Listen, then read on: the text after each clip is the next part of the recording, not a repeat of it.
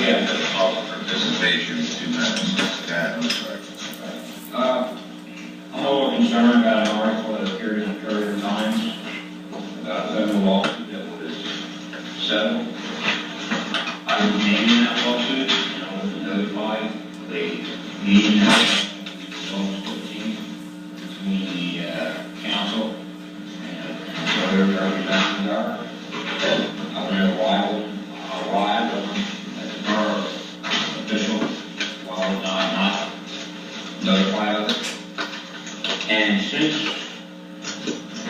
January of 2012, every time I saw an article in the paper about the lawsuit, it said that the officer was suspended for 11 weeks. He wasn't suspended for 11 weeks. He was put out on paid administrative leave. He did not lose any time, any money. Okay? And I'm upset that I was not at that meeting, so I could put some input into it. I'm the one that suspended or put him out on paid administrative leave because of the first lawsuit that was given to us in 2008. I was not there.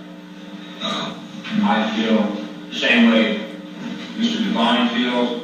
Apparently we don't, when we have applicants, we don't do an extensive background check on them. If there was an extensive background check on that officer, they would have found out that the type of person he was. Pat, can you give Bobby a microphone? They would have found out the type of person that officer was. I can't believe that the borough did hire him after I was told by his chief at the time from Langhorne Manor what had happened. Mr. President, I'm going to suggest that right now the mayor may be exposing the borough to some the lawsuit's over with, Mr. Salerno. You're right. It's over with, and there were thousands of pages of testimony and documents, and this is not just directed at you. It's directed at people who write on the paper, who write on Facebook, to cherry pick out of that and just state what you want to state that favors you. I think is unfair to the borough. But let me say this, and I wish you would have spoken to me before you went public with this.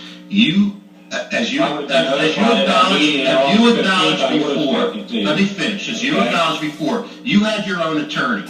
So maybe these complaints need to go to your attorney. Number 2, that meeting was for council because it was council's option to object to the settlement.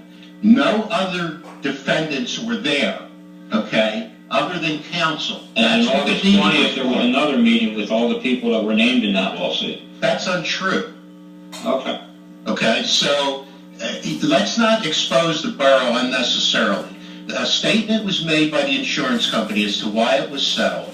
And I think we have to be cautious not to want to cherry pick statements that favor one side or the other. Because again, if we were to bring all the testimony in, there'd be boxes and boxes and boxes, and you would have to go through all the testimony. Mm-hmm. But the bottom line is that the case was settled by the insurance company, which council did not have control over settling, okay, unless it wanted to incur a substantial bond.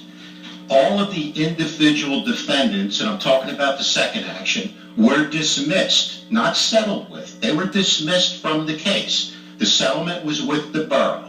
And of course, the position of the borough is that it did nothing wrong, and we still take that position. Okay, and now to go and start discussing just portions of the testimony, I think is an unfairness to both sides, okay, to Mr. Webb and to the police department.